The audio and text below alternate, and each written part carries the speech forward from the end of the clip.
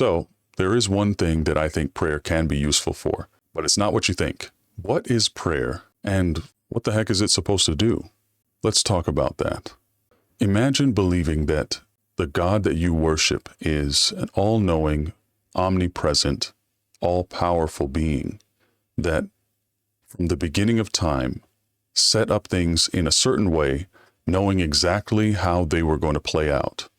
But somewhere along your journey, you being a fairly insignificant part of creation, someone who, if you're born at the right time or in the right place, could easily be swept up as fodder for the Israelites to maraud through your city and cut your head off, or to be swept away in a flood or a plague or a famine or a drought that God himself sends with his own hand. Or, if you're a good enough person, you might just be the subject of a bet between God and Satan to see how much he can mess you up before you curse his name. Imagine being someone that small, someone so insignificant in the grand scheme of things, but believing that somehow you have the ability to speak words or think thoughts and change the course of God's brilliant, meticulously planned out course of history. In all my years as a skeptic and atheist and sort of anti-Christian apologist, I have had several arguments and discussions with people to varying energy levels with people talking about prayer. And the argument is always that a Christian has the ability to pray and alter reality, alter the course of history. A lot of people believe that with enough Christians praying about something, they can make massive changes to the course of things in the world. So what they're really saying is they can make requests to the all-powerful, all-knowing Creator to change things from going the way they're going. But if you really think about it, what they're asking is for God, who already has everything planned out, and everything's already on a certain track, specific track that he knows exactly what's going to happen. They're asking him to basically change his plan based on their little narrow, tiny-minded perspective. It's something that ever since I deconstructed from Christianity has really boggled my mind to wonder like how I even ever believed that my little experience on earth would be worth God making changes for. When I was growing up and I asked these types of questions, I was given a pretty interesting answer, which is that when we pray, God is basically going to do whatever he's already planning on doing. What we need to do and the way we should pray is for the ability and the strength and clarity of mind to accept what God wills. So we could pray all day long for what we want, but at the end of the day, God already knows what he's going to do, and he's going to do that regardless of what we pray for. That was kind of the way that it was made to make sense to me. And if that's the case, that does logically fit together. Humans, little tiny ant-like human beings on this planet, they pray for God to stop a flood. But hey, you know what? If God is already planning on sending that flood, he's not going to stop it. So what you really should be praying for is the ability to withstand and accept and appreciate God's plan and what he's choosing to do, even if you don't understand why that happens to be the case. Even if it hurts, even if it's something that's painful, you're praying for your loved one to recover from an injury or an illness.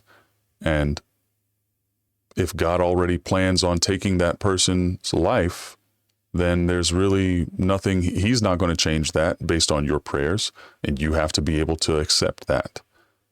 Which, I mean, as disturbing as that idea is, it does make logical sense. But that's not what most people believe. A lot of people believe that they could be prayer warriors, wield prayer as though it were a weapon to change things and do basically their own will in the world.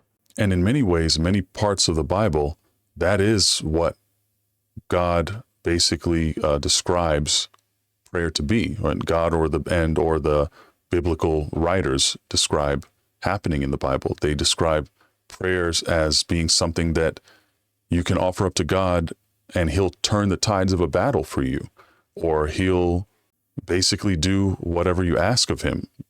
Let me see if I can find a couple of examples of that.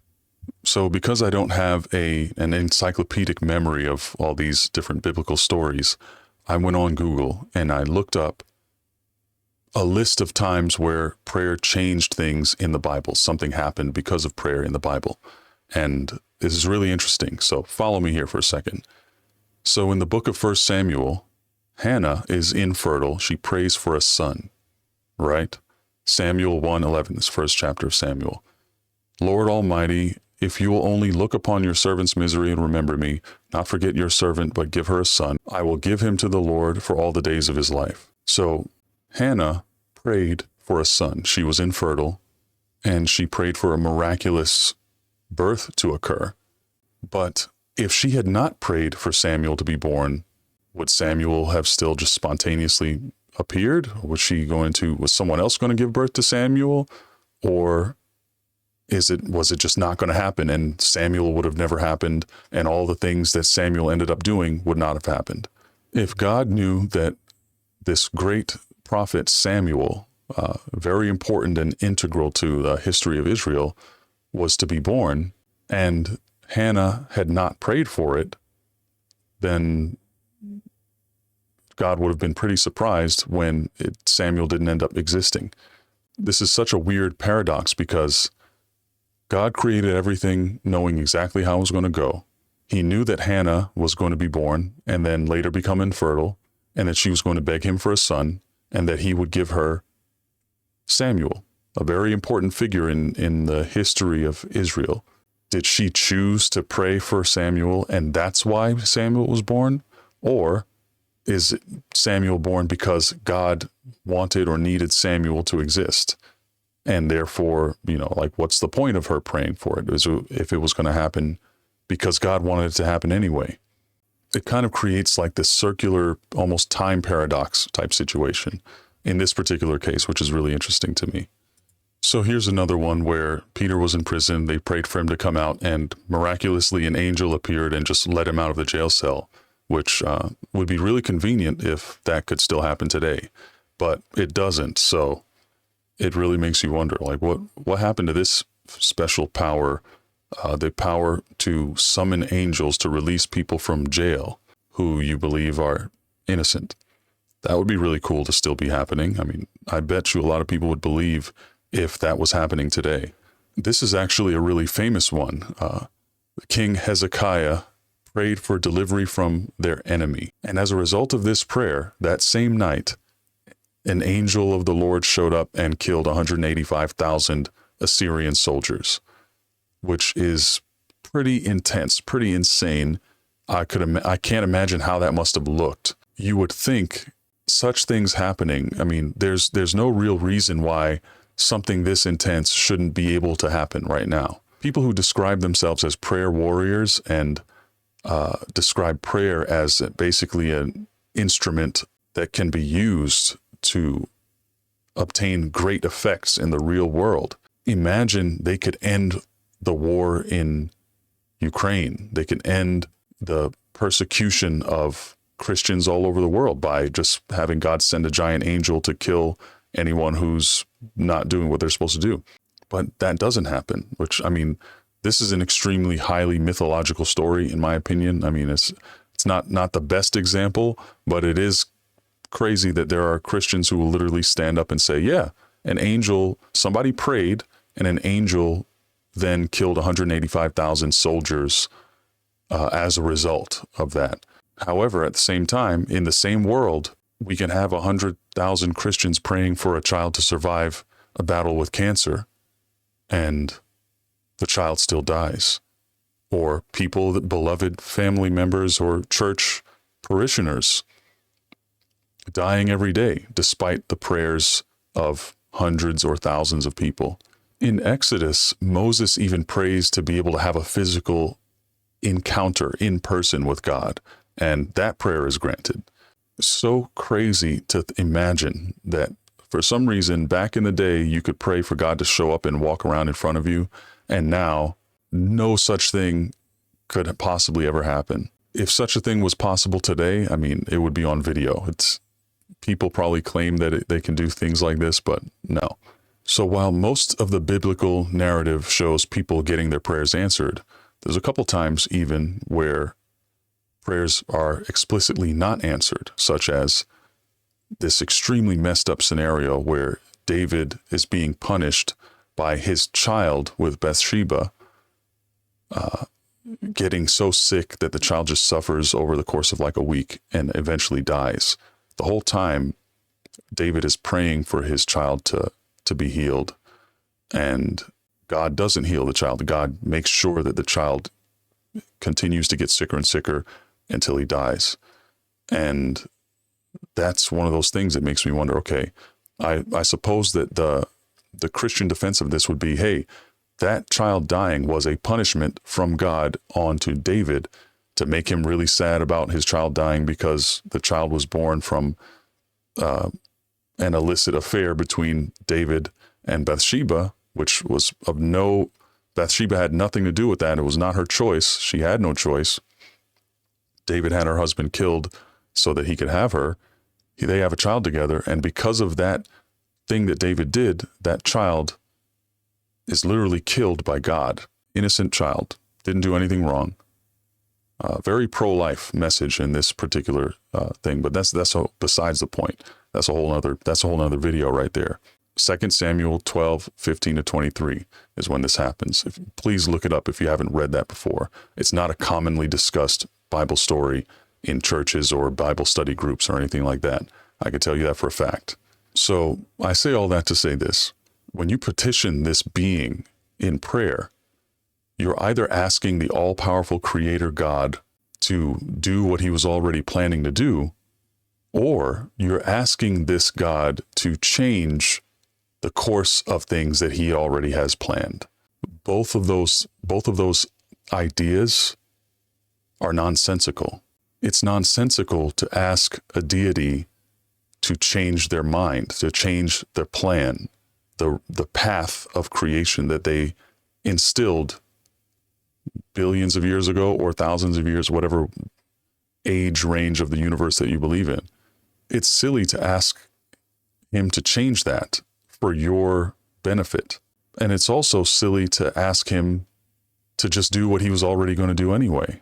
So either way, I mean, I can't see any more options than those two. If you know third or fourth or fifth options about what prayer is and what it does and what it's capable of and how that is possible, given the fact that God already has a plan and God already knows what he's going to do, whether he's going to save that little girl's life who's been kidnapped or not, and respect the free will of her kidnapper to do whatever he wants with her, whether your grandma is going to survive her third bout with breast cancer, or if he's going to let her die, whether God is going to stand by and allow the many wars around the world to keep going, or if he's going to send a 80-foot tall angel to go and kill hundreds of thousands of people. I mean, does it really make sense to try to petition this God to do anything other than what he was already going to do? Which you even admit as a Christian, you believe that what he's already going to do is already perfect. So why are you trying to change it? Why are you trying to intervene? What wisdom do you have that gives you the right to ask your deity, who's far beyond you and sees far beyond anything you could possibly imagine, and already has everything planned out? It's a really hard thing for me to wrap my head around now that I don't just accept it at face value. This is especially a problem with people who believe that God is literally in control at all times of all things. He's in control. He knows what to do, right? I mean, you would think that nobody would have the arrogance to believe they know better than the course that God already has planned. That's just me. I'm not even a Christian anymore. I don't even believe this stuff. but please help me see the logic in your mind of how prayer can or does do absolutely anything. So there is one thing that I think prayer can be useful for, but it's not what you think.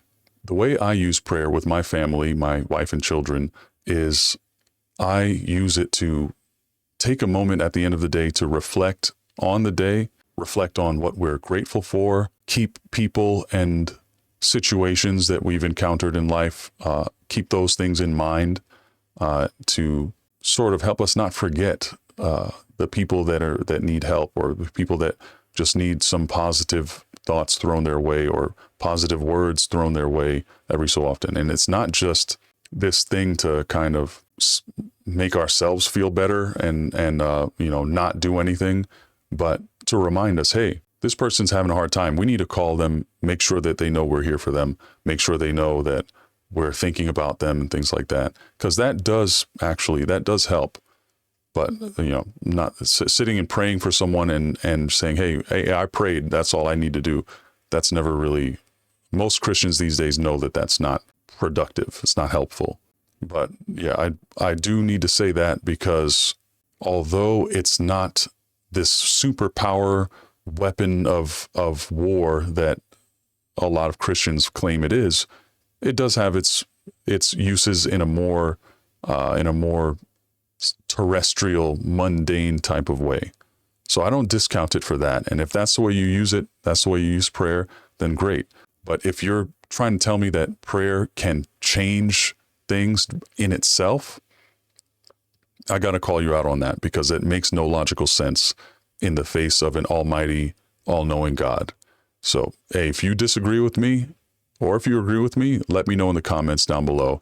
And I might have to do a second part of this video at some point regarding prayer, because I know there's a lot of stuff that I skipped over. I just ignored like half of my notes that I have for this thing. But if you happen to be one of those people who believe prayer can be a weapon and it can be powerful and you can change the world with your prayers, please explain to me how that works, given the fact that God already knows way better than you in your own worldview, your opinion. God already knows way better than you, more than you could ever possibly imagine. And you're literally asking God to change the way things are going to suit your needs and your desires, which it literally makes no sense to me. You agree? You disagree? Let me know down in the comments section, and I'll see you down there. Believe me, I check all my comments. So yeah, until next time, my friends, I'm Stan Gray, and remember, if you want the truth, you've got to ask the right questions. I'll see you later.